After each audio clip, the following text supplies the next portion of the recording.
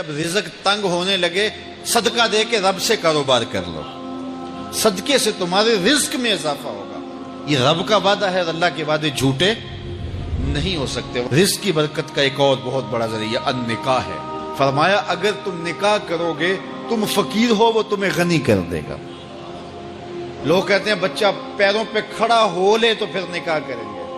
अल्लाह कहता है तुम निकाह करो, हम पैरों पे खड़ा कर देंगे।